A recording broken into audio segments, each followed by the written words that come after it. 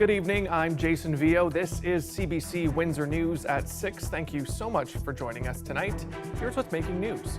Alcohol will soon be coming to corner stores in our region. Nearly 80 of them in Windsor have already been approved by the provincial alcohol regulator. We'll talk to the owner of one of them tonight. And Windsor Police investigated one of its own for fraud. Now a longtime employee is facing some charges. Plus, new rules next month for little Jack here the next time he wants to cross the border, and it's causing concern not only for a local dog owner, but Canada's health minister as well.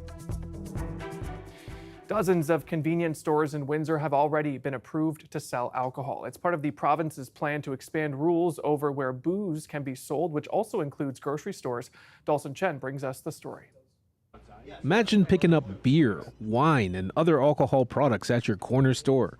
That's going to be a reality after September 5th, when the province's expansion of alcohol retail to convenience stores comes into effect. Windsor is full of businesses eager for the change. As of Wednesday, the Alcohol and Gaming Commission of Ontario has approved licenses for 79 variety stores and gas stations across the city, and more applications are being approved regularly. Midway Convenience is among those new license holders. The store's owner, who's also chair of the Ontario Convenience Stores Association, says it's about time. We've been waiting decades on this. We can definitely use the extra sales, the extra foot traffic, and at the end of the day, it's what the consumers want.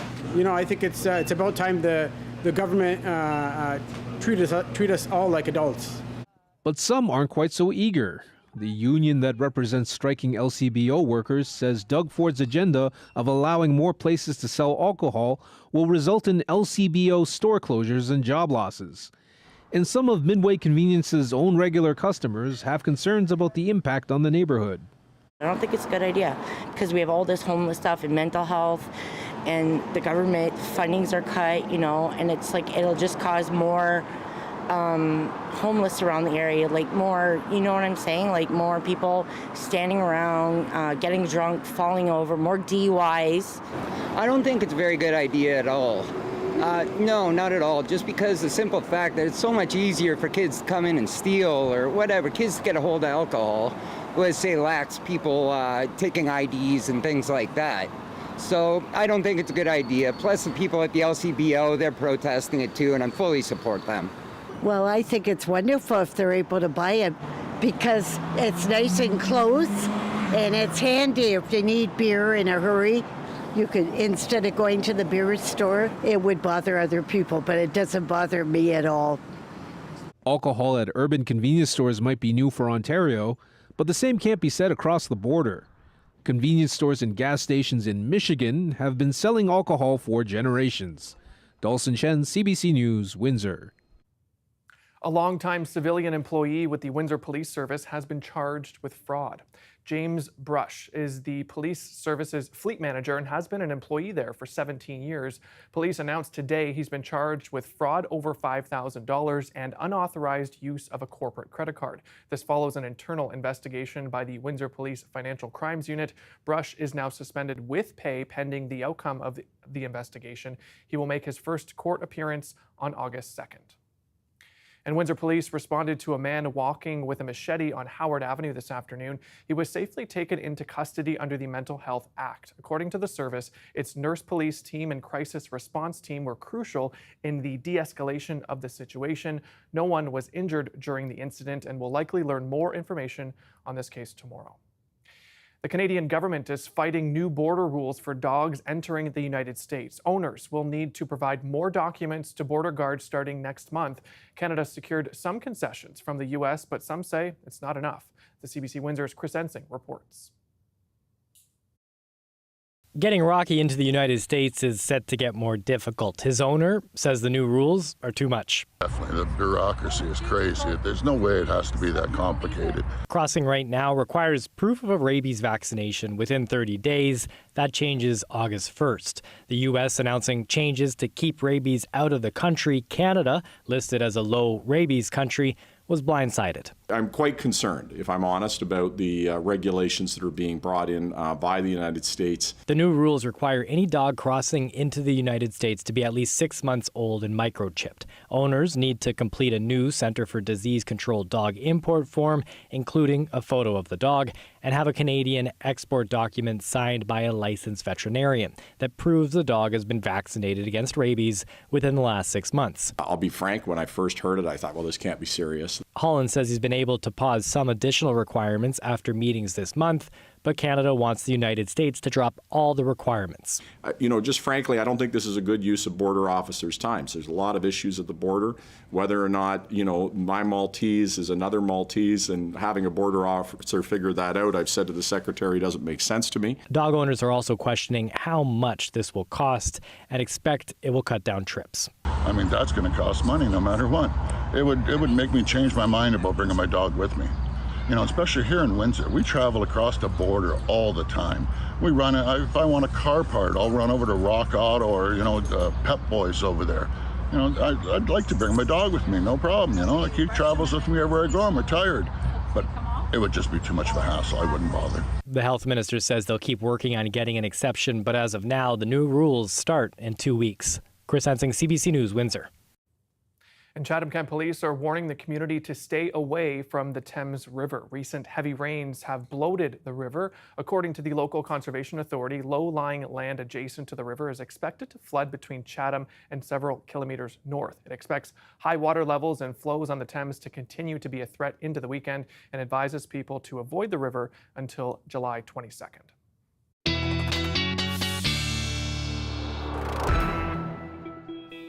Colette Kennedy joins us live now for a look at weather. Colette, I have to say the rain over the past couple of days has been pretty wild, as we've seen. But even last night, I was driving home from the grocery store around 9, and this sudden downburst of rain, it didn't last long. And then again this afternoon, the same thing, just minutes. And our producer came from the parking lot into the newsroom, and she was soaked by the time she got in the building. Yeah, and a couple of things are going on. I mean, just within the last week, we had, on the early end of that Beryl, the remnants of Hurricane Beryl go through. So we already had a lot of moisture that had come through the region, plus the ground saturated. But in these last few days, too, we've just had really high precipitable water in the atmosphere. So the moisture content of it, what's been available, to be converted into rainfall. So when we get these little storms, even these smaller ones kind of bubbling up, you can get a significant amount of rain in a pretty short period of time. So we know it's been humid and there's that moisture factor. You can feel it in the air. We are going to find that coming down now as we've got this cold front that is going through. So current temperatures, you can see some of the cooler numbers there for Goderich and for Sarnia, whereas Windsor's still sitting at 26 and riding 24 at Chatham-Kent at the moment. Now, humidex factors, there is still some humidity, so feeling like we're in the low 30s. But as we get through these next 12 to 24 hours, you're going to find that the temperature and the humidex value are much closer together. So there's not going to be that much humidity in the air, at least for a few days. We know what happens in Windsor. Southwestern Ontario, it won't last for long, but just be aware of that. So you can see the direction of the winds. It's not that they're terribly strong, although we will have some gustiness at times through the evening and overnight hours, and especially closer to Lake Huron, so towards Sarnia, but we may even feel a little bit of that Windsor, Chatham-Kent, and towards Leamington. It's more that direction that I want you to focus on, because as there's a line of storms that we're just talking about with some of those heavier downpours in what's there, it's not like it's a widespread rain, right? But if you get caught in one of those, enough rain to come down in a short period of time, if you don't have an umbrella or you're not prepared, that you could certainly get soaked. And just going in for a closer look now as we see where that is. So we do have drier conditions at the moment then from Windsor through Lakeshore, Amherstburg. Things are looking pretty good there. That line's gone through. And that line is up along our cold front. So it's kind of situated right here. That's why behind it we have the northerly flow. And that is where we get into the air feeling drier as well, and we get a lot of sunshine. So we're going to have pretty high UV index the next few days as we have a nice dry period coming ahead. It looks like the maps aren't even updating. They are. It's just that there's not much cloud cover to pick up, and certainly not talking about significant amounts of rain in the forecast for a few days. So that's going to be nice to have this drier period. Nice to have some cooler temperatures through the overnight too. Did you see London 13 degrees? So if you have the windows up, you're going to sleep a little bit better. You don't necessarily need the AC. Only 24 for the high tomorrow, and then we'll start to pick it back up again. Jason. All right, thanks, Colette. It's nice to see no raindrops on your little graphic there. I mean, look at that. Thanks so much. You're welcome. Canada's premiers have wrapped up their annual summer conference. A key focus of this year's session in Halifax was the separation of federal and provincial responsibilities. But on the final day, the leaders turned their attention to preparing for the next administration in the United States. The CBC's Olivia Stefanovich has the story. The day after provincial and territorial leaders told Ottawa to stick to its lane, the premiers wade into an area of core federal responsibility. I'm encouraging all the candidates vying to be the next Prime Minister to come forward with a credible plan over the next 4 years to hit the NATO 2% target. The federal government recently announced a plan, but it's only expected to start spending 2% of GDP on defense in 2032. Well, I'm encouraging the federal government to move more quickly. I think the timeline we have to think about is the next administration, whoever that may be, in the United States of America. Our anxiety, and I think the anxiety of many British Columbians, is looking at the possibility of a Trump administration coming in the United States. The premiers united in their concern, bracing for retaliation. It's unambiguous, the message from a potentially incoming Republican administration around what their expectations are from Canada around investments in defense. So to head that off, we really encourage the federal government to be prepared for that. It's too late. If things escalate, to say we should have invested. The time is now to invest, given the tensions that exist around the world, given the uncertainty that exists around the world. Their demand clear. The implication, Ottawa could do a better job at meeting its responsibilities if it sticks to its own jurisdiction. It certainly seems that we are kind of replacing the federal government in many ways on some of the issues that are really important to our country. From daycare to school lunches, they say the federal government is creating duplicate social programs. They're wasting taxpayers' money, go through the provinces, and you know what happens? The premiers get pissed.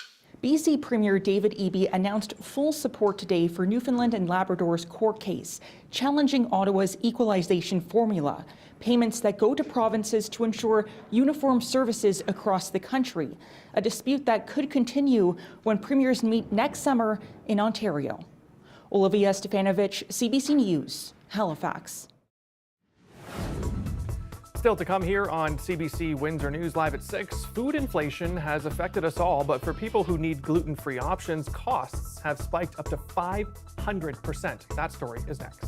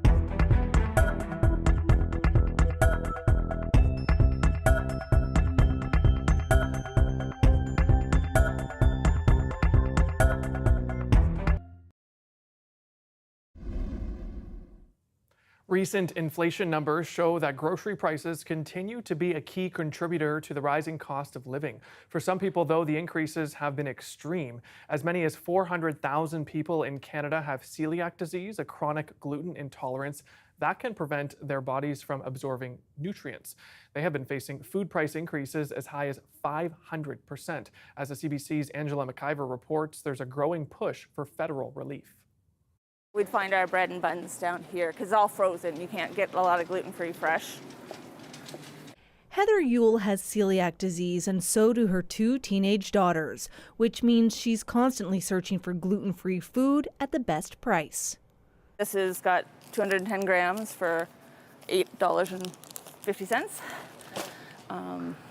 You savor those crackers? Yeah, I police them with my children because they would eat all of them. My other one that is right here, this is probably the best flour I can find around here, but it's 1.24 kilos for $16.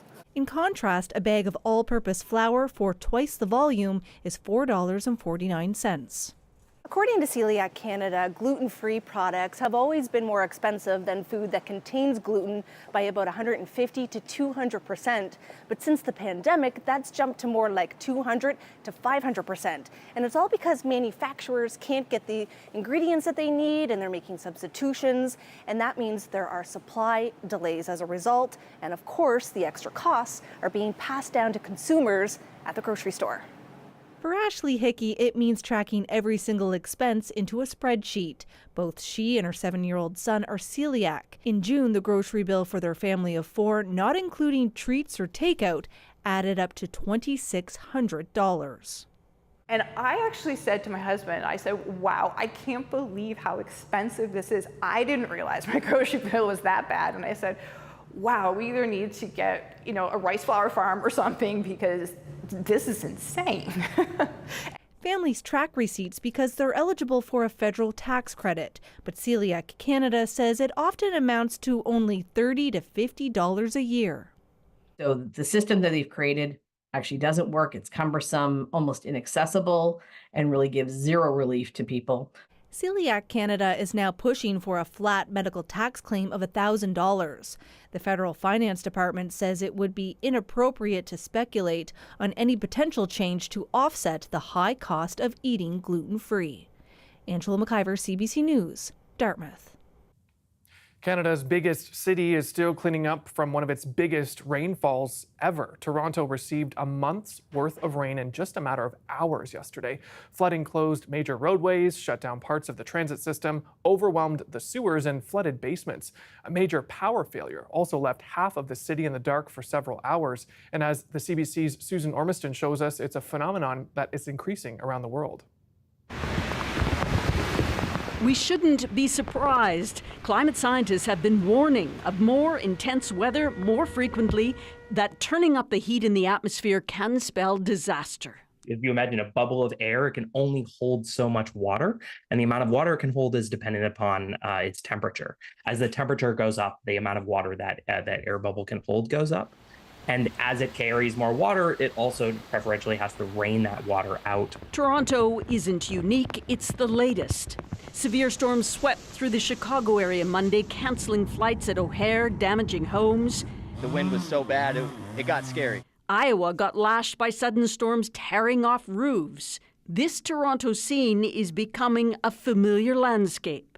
The climate change is real. We're seeing the impact of it. These kind of severe storm is going to increase, so it's very important that we look at mitigating these kind of effect.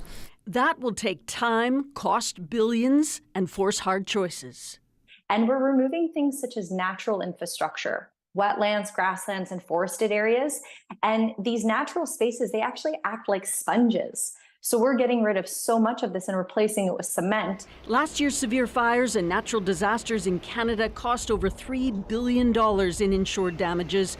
Around the world, the impact is much greater. Southwest China saw record rains this week in a summer of extreme weather.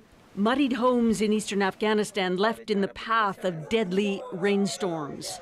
And a search for survivors in Nepal after monsoon rains triggered a landslide, sweeping 2 buses into a raging river.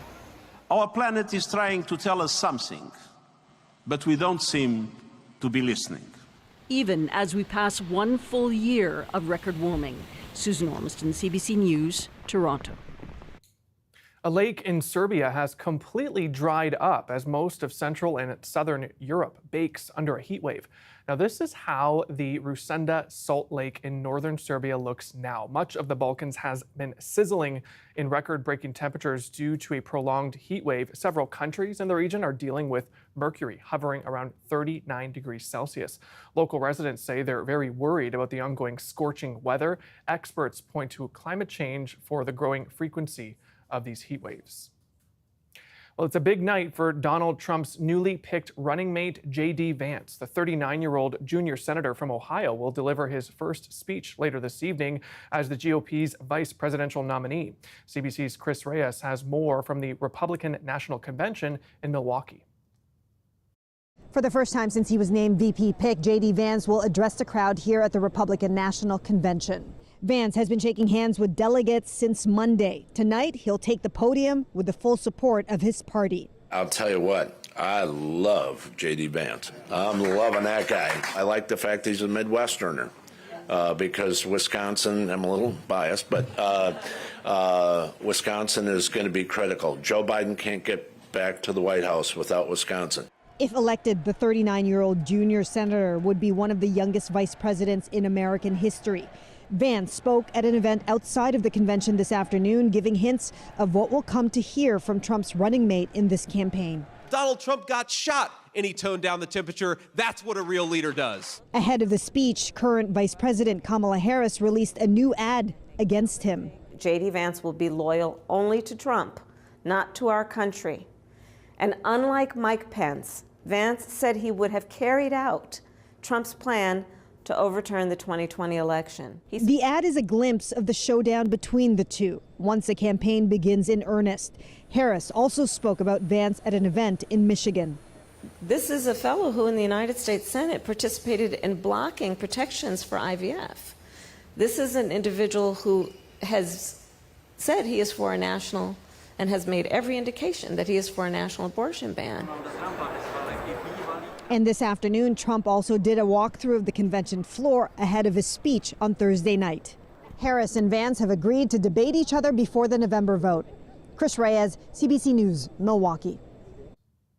Still to come here on CBC Windsor News, some people are vying to win a year's supply of bologna. Apparently, it's an Atlantic Canada delicacy. We'll take you there right after the break.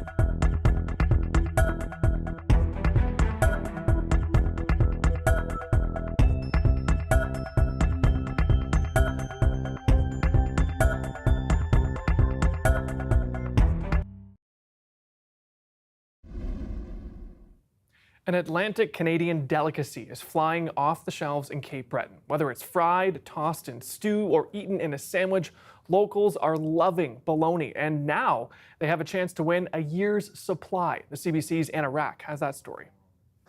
It may sound like bologna, but this Newfoundland steak has been filling up carts at the Medical Hill Pharmacave in Glace Bay. The Atlantic Canadian staple is made up of processed meats and a large dose of salt and a blend of spices, and it's well loved in many Cape Breton recipes. There's a long history of bologna, I think, in Atlantic Canada. I'm sure we've all grown up with it in some shape or form. It seems to be a staple item at the breakfast table or supper table or the barbecue here. 3 Pharmacaves in Cape Breton are hosting Bologna Bonanza, a competition for people to submit their favorite stories and recipes. The prize? A $50 gift card and a year's worth of bologna. That's 130 pounds of meat. Today, on the first day of Bologna Bonanza, we've seen a ton of customers in and out of the store buying bologna. Here's what some customers had to say. I'd like to buy the sliced bologna instead of like the big roll of bologna. I just find it easier to work with. And I thought, what a good way to promote the big stick of bologna. It's like one of those things coming home. Fond memories of having bologna sandwiches, fried bologna, at lunchtime. Yeah, it's just a warm feeling. People can submit recipes and stories online or in-store until Thursday. More than 100 recipes have been shared so far.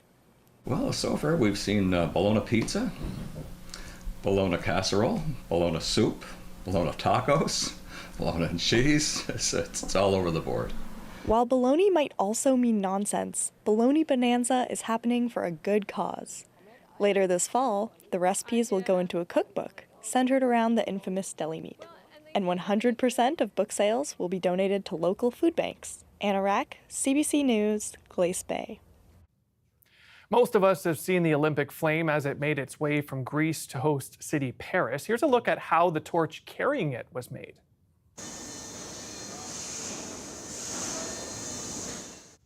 About 6 tons of steel had to be melted to make 2,000 torches. The 9-month process involved laser cutting and welding the metal before being assembled in the Normandy factory for delivery. The 70-centimeter torch weighs 1.5 kilos. It's designed to be water and windproof. That means the flame is protected from wind gusts up to 60 kilometers per hour. There are about 1,500 torches for the Olympic relay. The remaining 500 are meant for the Paralympic relay. Well, that's it for CBC Windsor News. Don't forget, for news anytime, you can head to our website, cbc.ca/Windsor. Thank you so much for tuning in. Have a good night and see you here tomorrow.